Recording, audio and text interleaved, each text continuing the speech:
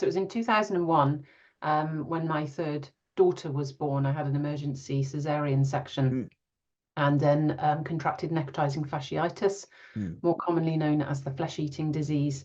Lost about 2/3 of the flesh, my womb, ovaries, and was put into a medical coma for 10 days. And it was somewhere during that period that I had my near-death.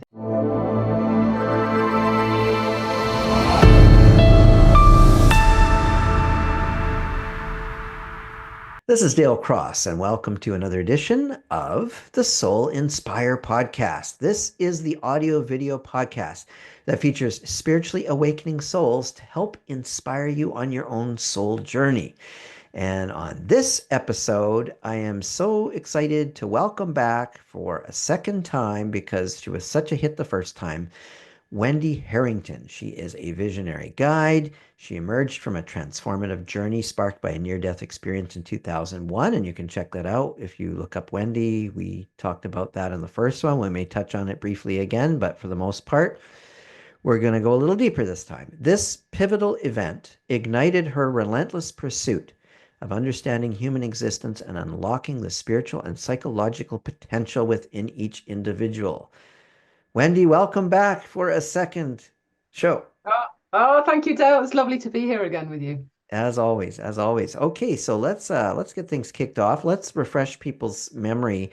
So you had this transformative experience, which was the near-death experience. I mean, obviously it's on the first show that we did, but if you want to just go into it very ever so briefly, to set the foundation for where you are Yeah, today in your journey. yeah, absolutely. So yes. Hi, this is Dale Cross of Soul Inspire TV, and I want to invite you to my free webinar, Activate Your 5D Heart in the 3D. Are you ready to discover how to bring heaven down to earth and live in a bliss-filled reality of joy in the midst of collective chaos? Learn how to effectively shift from a 3D mind-based reality of struggling, striving, battle between light and dark. Learn how to shift from that to a 5D heart-based reality of effortlessness, joy, and unconditional love. This webinar will literally transform your life because I'm going to help you to learn how to live in alignment with your true nature of joy. And that's what's going to get you through all the chaos. So go ahead, click on the link in the description below this video, head on over to dalecross.net and click on the free webinar, Activate Your 5D Heart in the 3D. I'm looking forward to seeing you. Peace and blessings to you. So it was in 2001 when my third daughter was born. I had an emergency cesarean section and then contracted necrotizing fasciitis, more commonly known as the flesh-eating disease. Lost about 2/3 of the flesh, my womb, ovaries, and was put into a medical coma for 10 days. And it was somewhere during that period that I had my near-death experience. And it was, yeah, just all of a sudden I was just floating into this most incredible light. It felt like this forward momentum, and the words will never do it justice, but it was, yeah, the peace, the bliss, it was sublime. And I was quite happily going until there was a tug on my arm, and I looked back and it was my husband. So I tried to pull him because I really wanted to go and I really wanted him to come with me.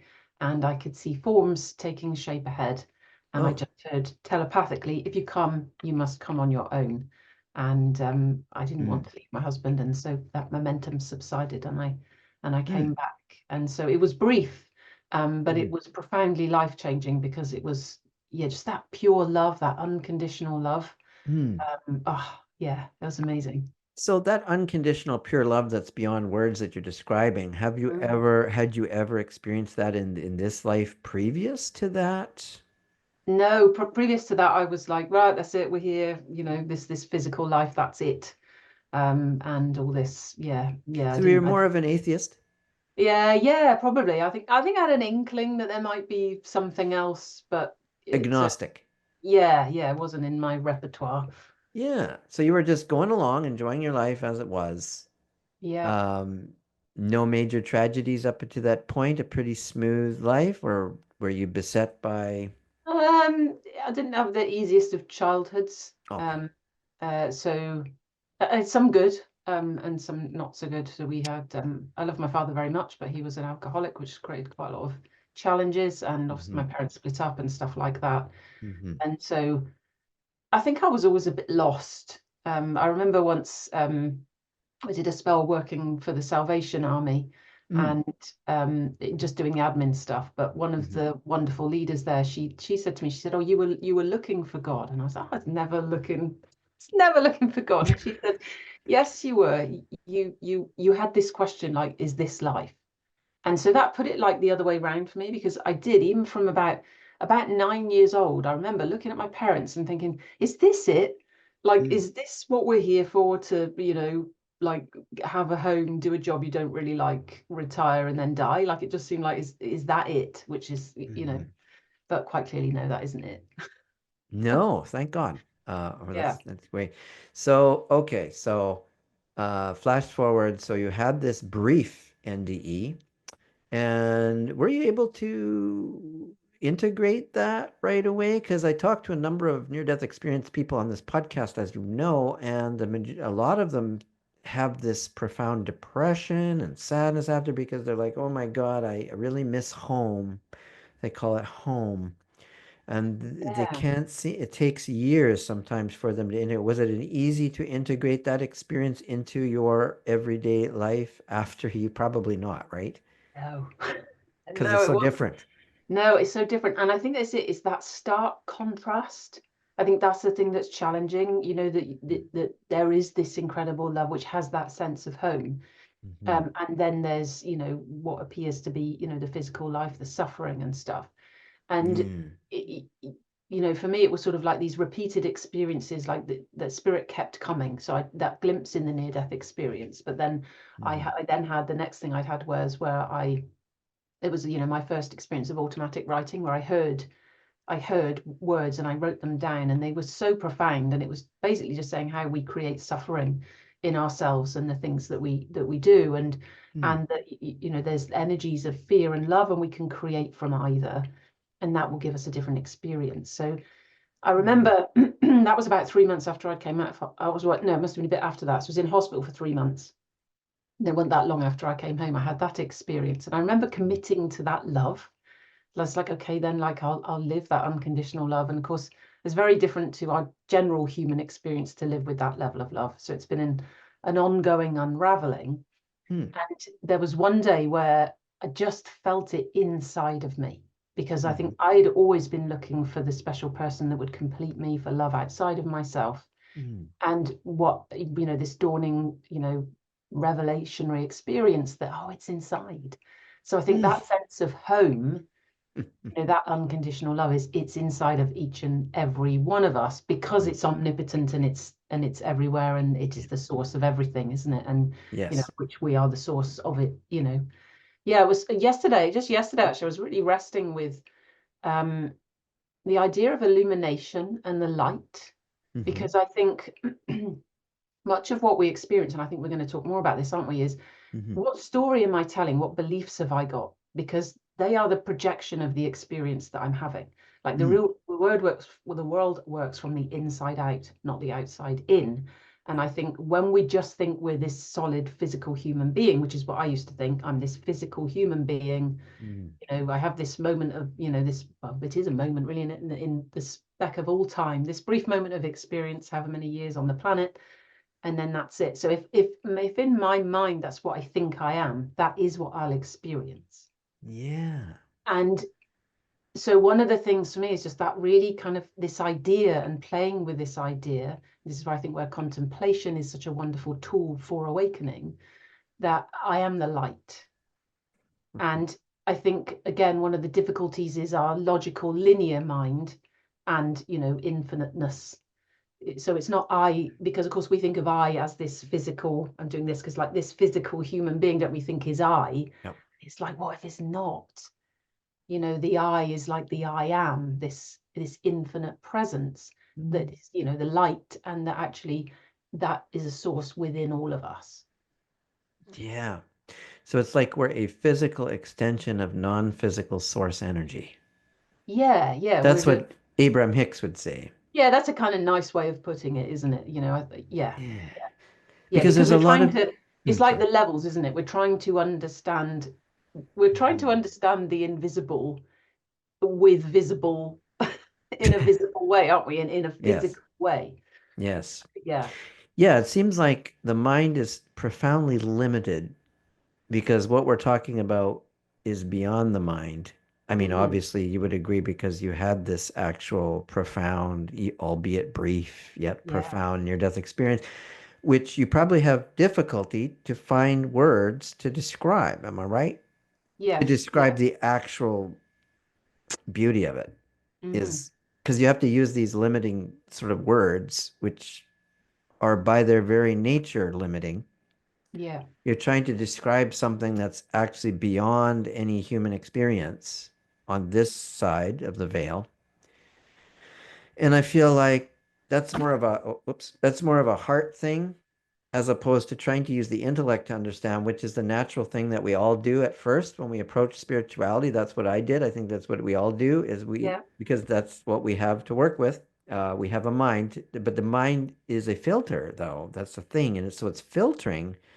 So when we are open to these new ideas, for example, law of attraction, that we create a reality based on our vibration, the way we feel, and then we have beliefs, either limiting or positive beliefs.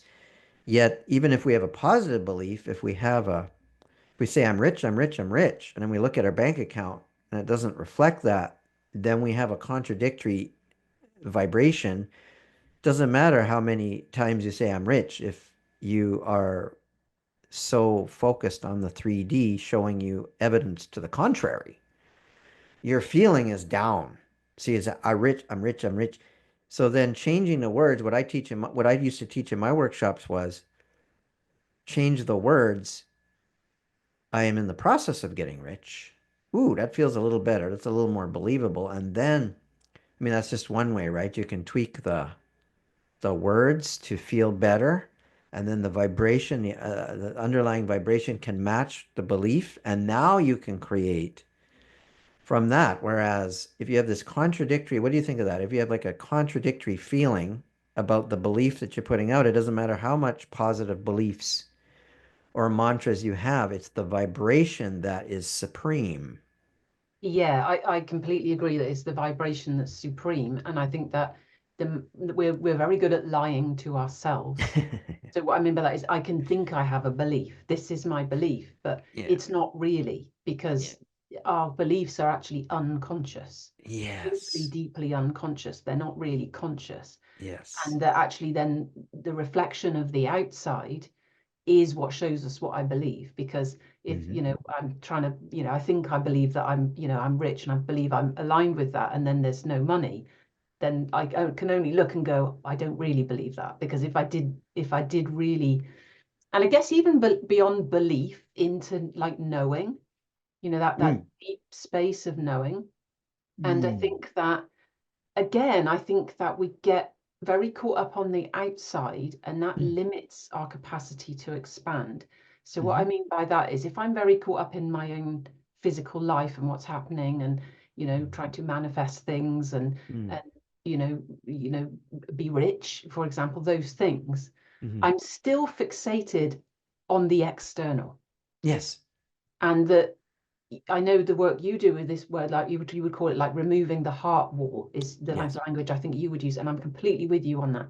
Is to me, it's this journey from head to heart, Hmm. so that the heart, and even like the heart, the gut, the essence of us is allowed, if you like, to arise or rise, because it's there anyway, Yeah. and that we've cleared away the things that are blocking it from Yes. being the thing, which is then the energy state that we're in, that then creates this life is then flowing through us. And I think, Yeah. when you have that, there's just like there's an ease, isn't there? Things fall into place. You Yeah. have that sense of well-being, Yeah. and that all is well in the world, but it's not coming from out there, it's coming from in here. Yes. Yeah. Yeah, then we don't even need to be fixated on the 3D anymore because we know that we're safe in our heart. Yes, And and of that course, the then you've got true, like a deep, deep knowing. It's not even a belief, is it? There's a know Yep. when that knowing arises, then of Yeah. course the outside reflects that back. Yeah, yeah, yeah. So what I notice when I'm working with my clients, and you probably notice this when you're working with your clients as well, is that we work to uncover what you just mentioned, which is what I term the heart wall, which is kind of an energetic structure of all these trapped negative emotions that get picked up along the trail of life. Mhm. All of these then perpetuating these limiting beliefs about money or family or whatever you're dealing with. And so people are trying to change that and trying to fix that by repeating mantras and trying to do all this stuff from the intellect. It's so limiting. If they clear the heart wall away, they're already there. They're already Yeah. in a place where they're open to receive all the abundance because then they know that they are the abundance and then they don't even really need to manifest anymore. It just comes on uh, default. It just happens. It just, and you're no longer looking to money or a girlfriend or a boyfriend or any of these things. You're no longer looking to those things to complete you because you already feel whole and complete. When the heart wall is fully dissolved, you feel whole and complete. And then you're open to receive and you don't need to like work at trying to get because you Yeah. feel so satisfied. Yeah, it's really beautiful, isn't it? And then to me, that then is the extension of love into the world, as opposed to the extension of fear into the world. So, like one of Yes. the first messages I had was like, there's love and fear. You can create from either, Mm-hmm. and it's really important that you choose love in order to have a different experience, and not just me, but like humanity, people. Mm-hmm. And that I think, and they said, you're unwittingly choosing fear, and that has always stayed with me because it's like, yeah, we don't mean to, but it's kind of how we, the programming, the ideas we've Mm-hmm. taken on, what we've learned from, our parents, our culture, etc. That we are not taught that we are spiritual beings having, a human experience. We're taught that we're human beings, and spirit is Yes. this thing outside of us that might bless us, or we're not taught that we are it.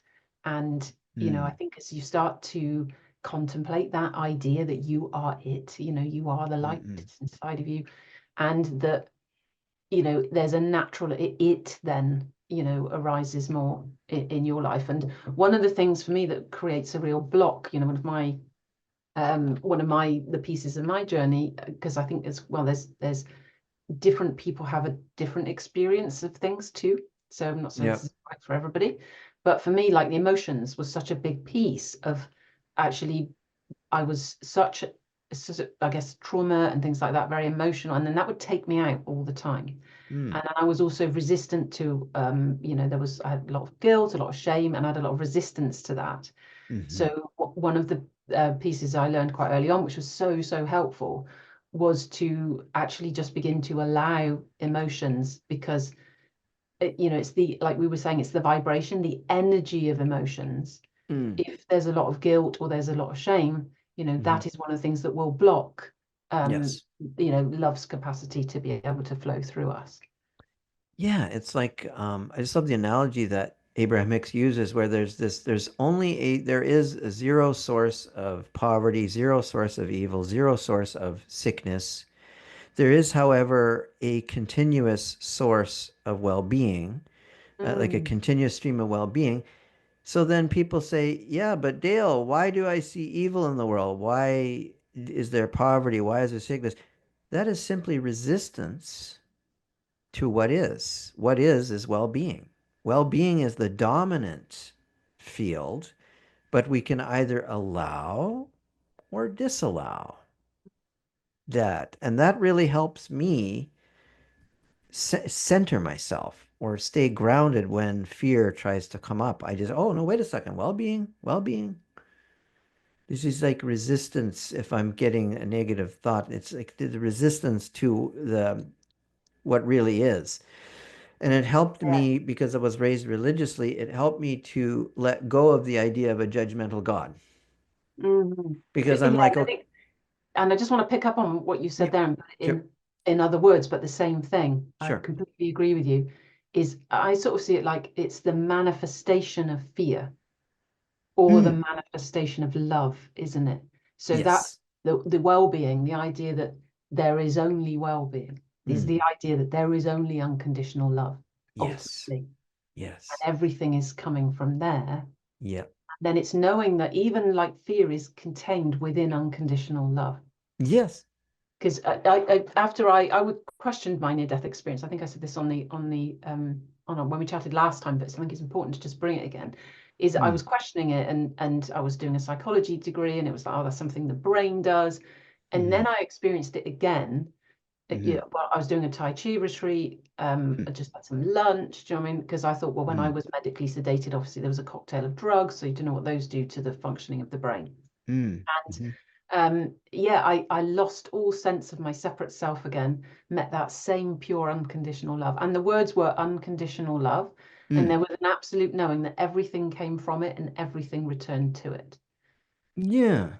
So it's like if when we're in resistance to anything, we're in resistance to, like, where we don't want to feel guilty, or we don't want to feel shame, or we don't want to feel fear. Oh, We're in yeah. resistance, aren't we, to 50% of life, in effect. Yeah, yeah. And so, like, love you talking about allowing, that allowance Mm. is what allows the expansion, and, if you like, the remembrance then of love. Mm. Yeah, there's nothing outside of love. So yeah, basically you're saying, yeah, so like there's these two schools of thought and spirituality, right? There's the idea that God is everything. God and the devil are the same thing. But then there's also the Abraham Hicks idea that no, wait a second, everything is, so that devil aspect or that fear is actually the result of resisting sort of like that original template, which is only well-being, only Mhm. health, only wealth, only like abundance. Let's just say abundance instead, because that includes Yeah. everything. And it's like that so-called evil that you experience or that fear is really the result of resisting that continuous source. But there isn't actually a source. It gets Of the really other. tricky, right? Like Yes, it's yeah, because semantics. it's like that is where you're trying to get it with the mind, aren't you? And I Yeah. think so. Let's come back to what we were Okay. chatting about, actually, is getting out of the head, actually, because it's like, Yes, obviously, you can't find God through the intellect. that's I'm true. going to use the word God, but universe, source, Yeah. whatever, anybody who's listening to this, whatever word you have for that omnipotent, loving Yeah. presence. I'm Yeah. not religious, um, and so that, yeah, that, how do we experience more of that? Hmm. And I think, part of it is by thinking less, because if we Mm. can stop thinking so much, Yes. I don't know whether, I always know when I stop thinking, there's always immediate peace.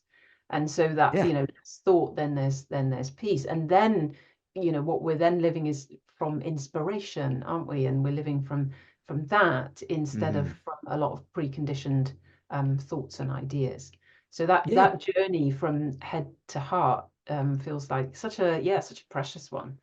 So I guess what you're telling me is it's because we can't decipher this with the mind because it's all kind of a paradox. Yeah, and There, we'll just make up whatever, and of course we get the proof of what we believe outside of us, because yeah. the outside is a projection. So then we Yeah. go, let's see, and it's like, well, yeah, because you believe that, so that is Yeah. what you're going to see. and Yeah. and so I think that's, I certainly know, when I Eh, began to have more spiritual experiences, that yeah. I did look a lot at the outside world and go, well, yeah, but what about those people suffering over there, and Mm. what about that? So it's like, you can't, the logic of the analysis cannot Mm. wrap its head around, to use a phrase, it can't wrap its No. head around spirituality, because Yeah. it's non-linear, Yeah. and so when we try and talk about it, or put it into words, or try to even comprehend it, is like, you can't comprehend it with your logical mind. However, you can experience it, and a sense of knowing can arise Mm.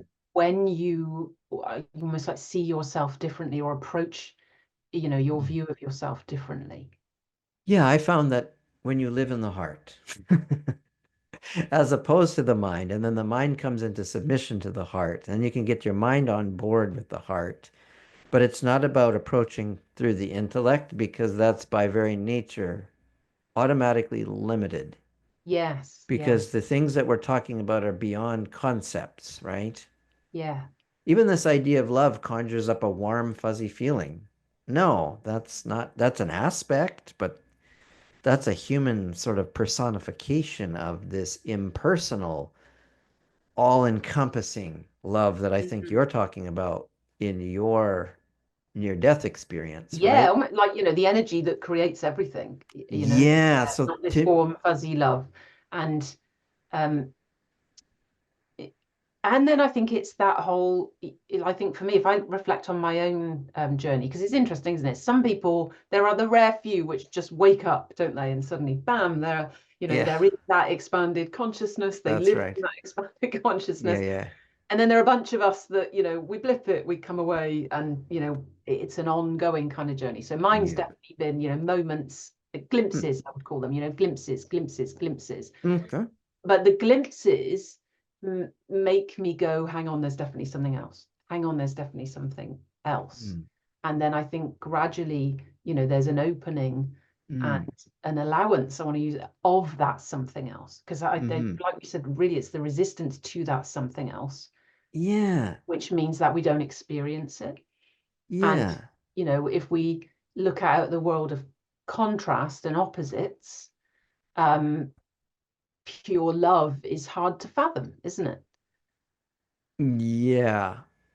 Depending what meaning we put onto the contrast. Yeah, If yeah, we use the contrast, if we say all the negative things arise because you can't have an experience without negative and positive polarities, and then you can use the negative not to get stuck in the negative, but to hone your preferences from this data that you're collecting. This is what Abraham Hicks says. So you have this thing yeah, called yeah. I like contrast, Abraham Hicks a lot. and they say that the reason for the negative or their perspective, which is a very healthy perspective, is that we collect the data.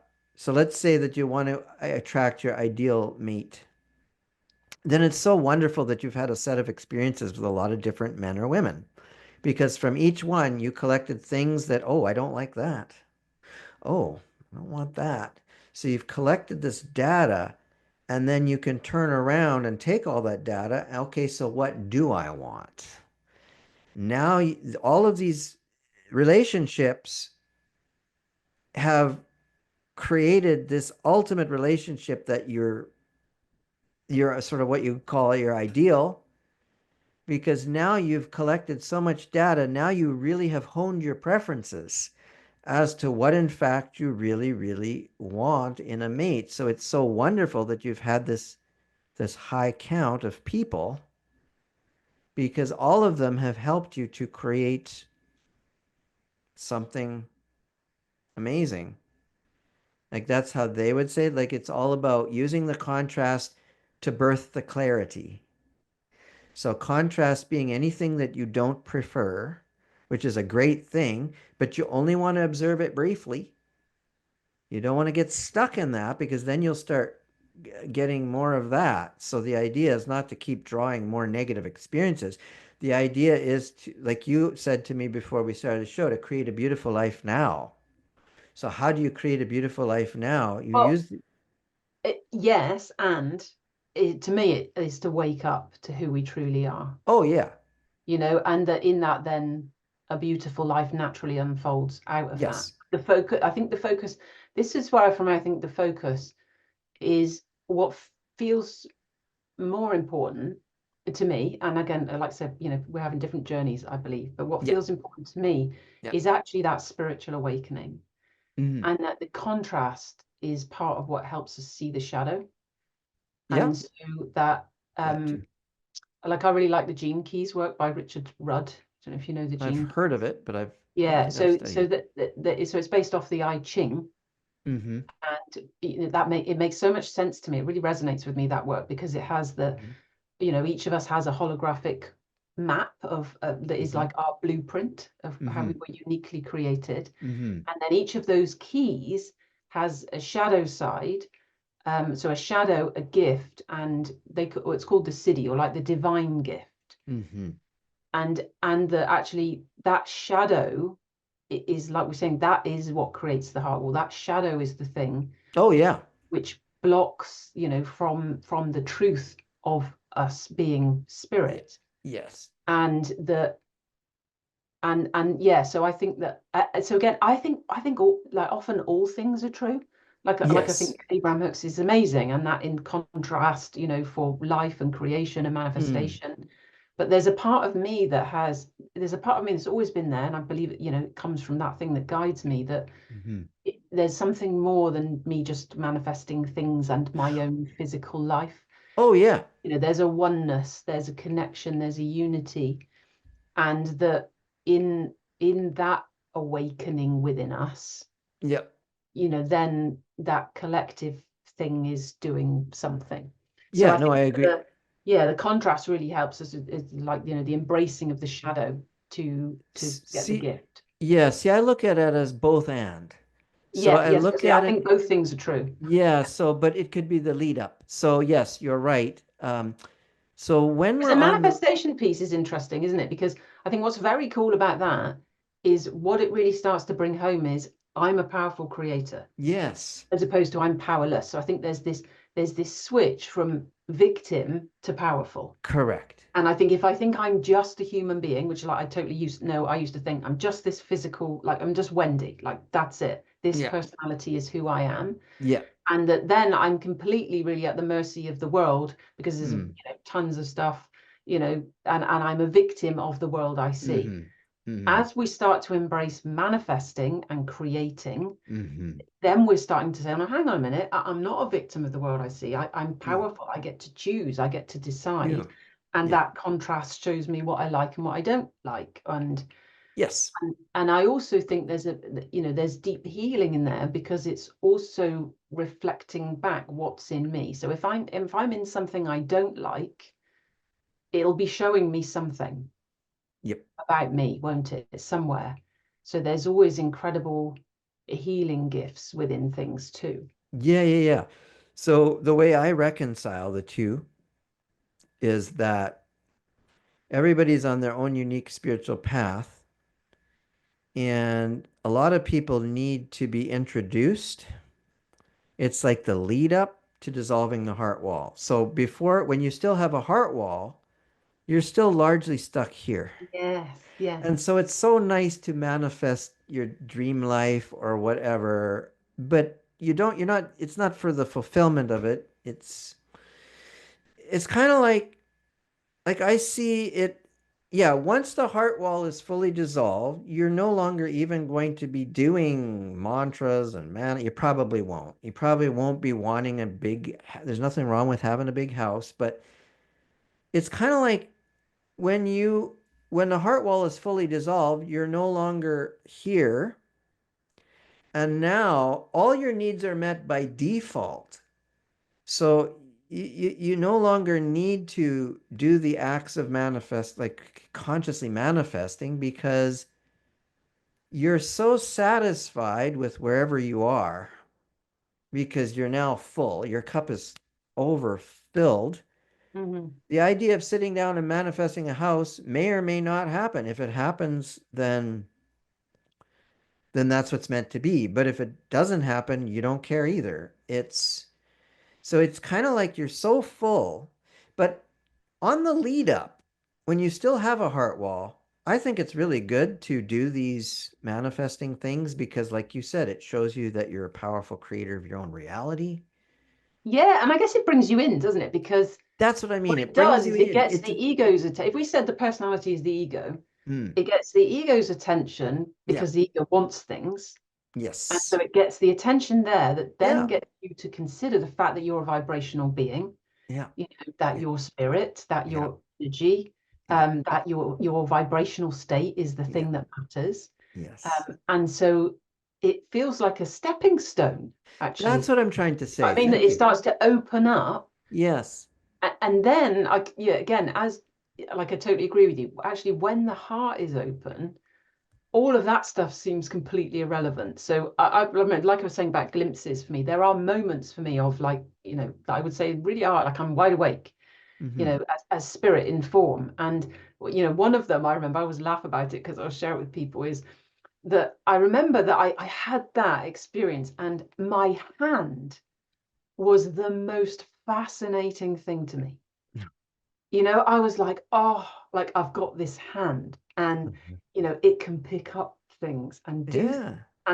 And you know, a baby first like realizes, oh, hang on, this is a part of me, you know, and they just keep looking at their hand. And but it was that, and I remember like sort of observing that and thinking, like, you know, if we were all in rapture of the incredibleness of us, like we wouldn't be fighting each other. There's also a natural realization that you realize that the other is you, you know, that there is this oneness, and so everything changes from that, I don't know, level of consciousness or state of awareness, whatever word you want to use for it.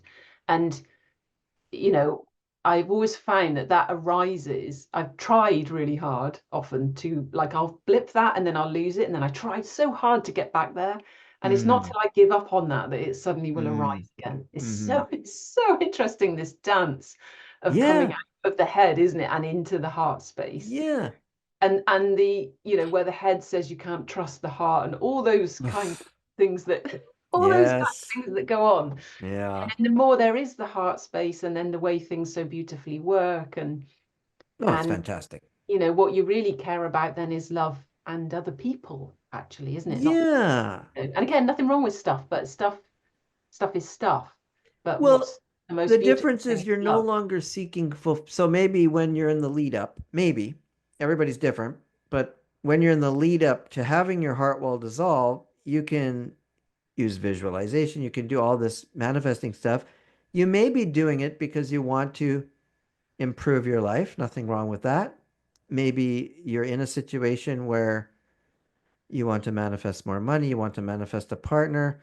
The difference may be that you may be doing that stuff because you think it will complete you or fulfill you.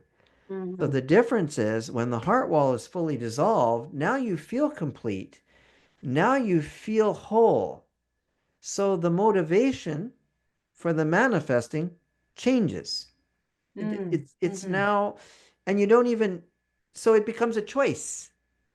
So you may still do Abraham Hicks, nothing wrong with that. Even after the heart wall is dissolved, and you still feel completely whole, you may still sit down and say, oh, could use a nice house. And then boom, it comes very quickly because you have no resistance. In the heart, when the heart wall is dissolved. Because I noticed I would just speak it or think it, and then it would manifest. Sometimes 2 minutes later, I had a situation with the client, and I was thinking something, and then immediately he said it, and I'm like, oh my God, I just thought it. I didn't even ask him. I didn't even do anything. And he's like, you know what, Dale? I want to do this. I'm like, cool. Yeah, it's amazing, isn't it? It's such like an instant manifestation. Oh yeah, and it's such a wonderful, and I think the tricky part is staying in the open heart, isn't it? I don't know what you've noticed, but I've noticed that I'll come into that space, and I remember the first time I ever experienced like that, really knowing I'm you know, I am manifesting. I'd have a thought and then it would arise. My ego got in the way because I then started to think I was almighty and all powerful, interestingly, and I watched kind of shut it down. So it's really yeah, it's a fascinating. It's a but you were aware, right? Yeah, and but I think that because there's the, you know, the surrender is the you know, that openness, isn't it? That you know, like being danced by life almost. You know, and that, you know, for me, when my heart is wide open, it feels, I always feel like there's less contrast, right? There's two very different experiences depending on if my head is running the show or if my heart is you know, who's the driving seat, my head or my heart. My heart's in the driving seat. It's a very different experience than my head. And you know, for me, there's like a flip-flopping sometimes, you know, between the two. And that that heart open space is my favorite space to be, because like it's so peaceful. Yeah. Well, I feel like you can kind of stay, but so once the heart walls, like I've been working with so many clients over the years. I've been doing emotion code since 2018, and I find that because I specialize in removal of the heart Yeah. wall, and we always know when the heart wall is fully gone. And it takes, depending on how thick that heart wall is, it can take a few sessions, it can take several sessions, depending how thick that heart wall is. But people say, Dale, how will we know when the heart wall is gone? I'm like, oh, you'll know. Yeah. Because you'll be living in a perpetual state of flow 24/7. Your life will be effortless. You'll still have challenges, but the challenges will be easily managed. Well, they Very, just very, are, aren't they? I think yeah, it's the non-resistance thing that you were talking about. yeah, That, because as to me, it's not unicorns and pixies. Things are going to happen in life, aren't yeah, they? yeah. Because there's life actually really is for us, isn't it? And it's helping us to come home To expand. to the Yep. truth of our being Yeah. and to wake up to that. And it feels to me like it does feel like we're in some like a great evolution, aren't we, of humanity Yes. itself Yes. into a heart-spaced world, Yeah, yeah, actually yeah. very, very different than a head-spaced world. And yeah, that beautiful flow of that Yeah. even when something that we may not have chosen has arisen, there's still no resistance to it. So you're just Yeah. there's a and I think for me that's where the emotions, like to the emotional mastery for me has been such a key piece that has been Mm-hmm. so helpful, Mm-hmm. um to be able to maintain that peace and allow life to do life. I like that. Yeah. Yeah, because it's when you're living in the flow, you're trusting in that flow. Yeah, And so when something appears on the surface to be quite unpleasant or negative, there's no judgment of that. You just an allowance of it to pass through. yeah, And like magic, because you're not trying to fix it, it just somehow takes care of itself. I can't explain how that happens, but it's like yeah, when you relax into. So yeah. normally, when you're not in the heart, when you're in the mind, you're gonna, you know, Yes, tension. what's that? Yeah, Tension. like if something Mhm. happens in your outer world that's unpleasant, you may immediately go into a judgment mode. Oh, this is bad. I don't like this. And it's a form of resistance because you're clenching Yeah, your closed energy. When your heart wall, how you will know that your heart wall is one reason you'll know that the heart wall is gone is that you'll be like a starfish. So the challenge will come, you'll be open. yeah. Open energy does not, what do you think of that idea? I think it's beautiful, and that you just Yeah. made me think about like that open heart, that fully open heart, Yeah. because I think there's an idea, a false idea, Mm. about the vulnerability of the heart, and that Mm. we need to protect the heart, and our Mm. hearts get broken, Right. and actually, that what's truly happening is it's the closing of the heart which is creating the pain and the suffering. So if the Yes. heart is wide open and there Yes. is nothing to protect, because actually Yes. that is your strongest place, Yes, it is. yeah, then you can allow love, because nothing does hurt you. It only hurts you if it hurts you. Then there's something for you to see, isn't there? Because it can't be, Mm. nothing is hurtful, no clinging, like we were saying, that the different kinds of love, the idea of, well, eros, we're mostly captivated by, aren't we? The Yes. romantic love, the one Yeah. that's complete me and all of that idea. Right. And actually no, it's like, that what's there is inside of you naturally, and it's you. And then, like you've Mm. said it many times, you become the overflowing cup, Yeah. and you experience true beauty and Yes. true union. And then I think that's then the blessing of the appearance of being a separate physical being, is Yeah. that we get to touch, interact, hug, Oh, yeah. communicate, which is so delightful when that's from a space of love. Oh, yeah. Yeah. And it doesn't even need to be from a space of romantic love. If you could have that interaction from that unconditional loving place. Yeah, no, I mean unconditional love, Yeah, yeah, because, yeah, yeah, yeah. yeah, sorry, like any interaction is a Yeah. blissful interaction, I isn't it? mean, The beauty of another being, yeah. I staring mean, back you're at you. connecting directly with source energy, right? When you Mhm. are For example, making love with someone. This is the grounding of Father Sky, Mother Earth coming in and combining. I mean, you're literally grounding source energy in your very being, and then you're In your very sharing being. that experience of divine Yeah. union, right? It's a Yeah. very, it's a sacred, beautiful thing. And some Yeah. people think it's only sacred if there's romantic love involved, but I'm like, no, it's sacred, period. Yeah. It's It's sacred. not the Every context that no. people putting, oh, you have to be married, you have to. It's like, oh God, all these. And if you think, every single interaction, in that open heart space that, in the workplace, with your colleagues, Mm, like wherever you are, mm, imagine, that level of respect and mm. openness, Yes. and love, like as in Yep. the energy, essence, life essence itself, coming to the party Yeah. of all these things. Just, yeah, heavenly, right? Heaven. Well, there's a reason it feels like heaven, indeed, because that's what it's Yeah. representing. So yeah, so tell me a And little that bit of. completeness, Yep. I just want to pick up what you were saying Oh, about sure. the sense of completeness, because, I Mm, think you're right. We're looking, seeking outside, aren't we, hmm. order to feel complete.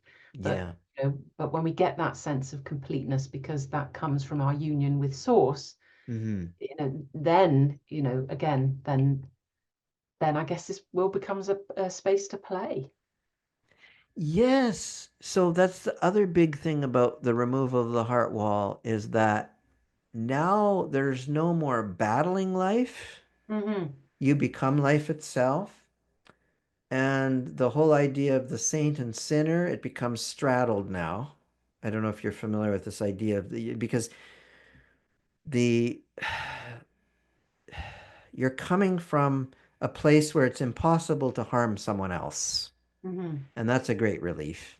Not that anyone is truly harmed because we're living in a dream, but there's this appearance of harm. And then the meaning that people apply to things also creates that. But it's like it becomes impossible to harm someone. So you no longer need to be in the mind, oh, should I do this or should I do that? Oh, if I do this, this could hurt this person. Oh, no, no, I don't want to do that. And it's all in the mind, it's all fear based.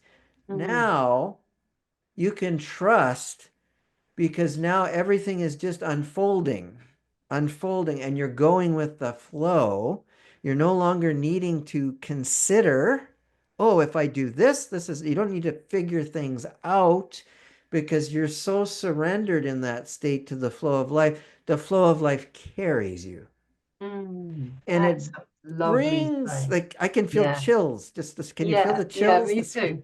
Because we're synced up here, right? We're all one.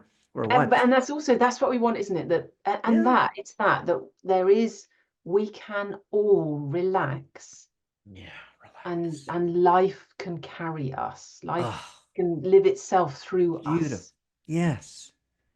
Because as long as you have that heart wall, you're really stuck in the mind. And when you're stuck in the Yeah. mind, you need to try to, oh, should I do this? Should I do that? And then there are all this rules and things that you need to be careful. And like, where do I go? But when the heart wall is dissolved, you're no longer a vibrational match to be harmed by anybody so-called outside of you.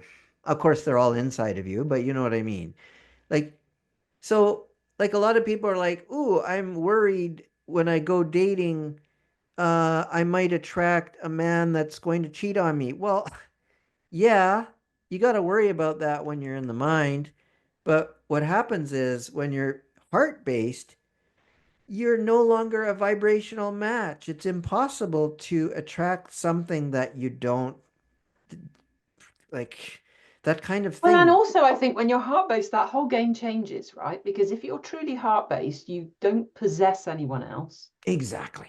Do you know what I mean? And that Exactly. if someone cheats on you, I think someone cheating on you and or cheating, whichever way around, I have no judgment on any of it, right? Right. Having done both, right? Okay. Okay. And it's taught me so much, right? Hmm. Is Hmm. that one is that the experiences that cause us pain and discomfort, Mm, they are the keys to awakening, true. because they're the keys to true love. and not human, not true love, not the one thing, but pure unconditional love. It doesn't judge, it doesn't condemn, it doesn't chastise, it doesn't possess, it doesn't do any of those things. And so then and it's not trying to get either. I think in love always, my experience of love is I was trying to get love. I felt lacking in myself, so I was trying to get it from someone else. And then it was never enough. And then, it was painful. These painful things would arise, right? And that when the heart is truly open, if you come into, if you do then in a relationship with someone who's cheated on you, what you would just see it differently.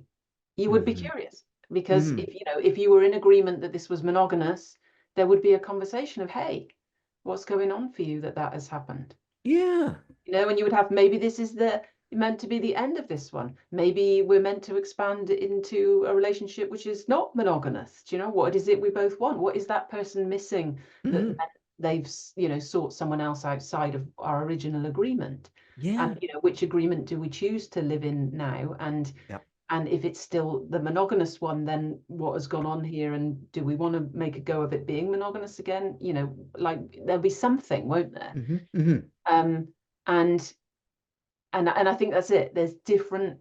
Are there rules? Or I like to think of agreements, but it feels like there's almost different rules, or things work differently from a wide open heart than they do from a protected heart. And I think that's ultimately it, is like that energy. Are we gripped by the energy of fear, which can be very obvious, can't it? But it can also be incredibly subtle, that we're in the fear space and we don't even realize it. The idea that we're separate is a fear thought, so there's some low level of tension the minute you are disconnected from the idea that you're source energy itself. Or are we in love? Are we one with source? Are we living that energy? And that gives us a different experience. I feel like it's all semantics. We can call it well-beingness, we can call it unconditional love. I think it's the same thing. It's the same thing. It's like and use whatever word you want. Whatever word you want. I have one of my clients where I'll use the word God sometimes now. I couldn't use the word God for years, right? Because being kind of like my religion to me was the source of a lot of death, and so it was triggering so it would trigger and just shut me down. So I didn't use it for years. But now I'm kind of comfortable to use it. But my client, she was like, oh, I can't. So she came up with this other phrase, for her, and and it really works. And so it's like, call it anything you want, because what matters is what does it mean to you, that word? As anything, we give everything the meaning it has for us. So what does it mean to us when we say that? And so whatever word anybody uses that for them means this pure loving presence, it's so intelligent and all the things, knowing everything, being everywhere, omniscient, omnipresent, all of the omnis, that if that's what we're starting to say, that source of light that is the essence of life itself. And I think that I always think that, I remember when I saw my granddad when he passed, I went to the funeral, and I remember thinking, like, where is he? Because there's a body in that box, but that's not him. So for all of us, isn't it? There is an essence that animates the physicality, however you perceive it to arrive here, and that is us. We are not the physical body. No. It's it's just a beautiful thing. So please tell us a little bit about, just briefly before we go here, you said you do workshops, or you work one-on-one with clients? Do you want to share about that? I do both. So how can people, what do you do, and how can people contact you? So I basically help people to connect with their essence, and and like you, I help to clear the things that are in the way of that. Beautiful. And so I have two websites. There's Wendy-Harrington.com. And there, I work, one-to-one or in small groups with people, helping them to awaken really to their true selves and clear what's in the way. And I also have a community for women, which is called Awe Unleashed, AWE Unleashed. And that is, a space of a collective, a community of women that's, gathering around that, living from a heart-centered space, and embracing the power that is that. And we look at, personal development, spiritual development in that space. So that's or unleash.com is the website for that one. Each month we have a monthly event which people can come along to for free to check us out, see if it feels like something that might be a fit for them. And then there is is that online? That's online, yeah. That's an online community, yeah. Very good. That sounds lovely. That sounds wonderful. Okay, well, thank you so much, Wendy. Is there one thing that you'd like to share with the whole world? What would it be? One last thought. Yeah, we are all essence. We are all this pure, loving source energy, and I think we're in exciting times, because I think that like we were trying to understand the universe. I think something miraculous is happening, and like an evolution of humans, happening, and that's what we're in right now, which is a pretty cool time to be experiencing. It is. Thank you so much, Wendy, for being a guest. Much. And thank you for coming back a second time. Oh, thank you. It's been really lovely. You were hit the first time, so had to have you back. Okay. Thank you very much. And that's another edition. Yep. Thank you. That's another edition of Soul Inspire Podcast. See you next time. The Soul Inspire Podcast is brought to you by DaleCross.net. Discover the freedom, bliss, and ecstasy within you. At DaleCross.net, I can help connect you with your soul's purpose, passion, and mission. Your soul signed up for something great. Discover what it is with the tools I offer. Book a free one-on-one consultation now at DaleCross.net and live your greatness.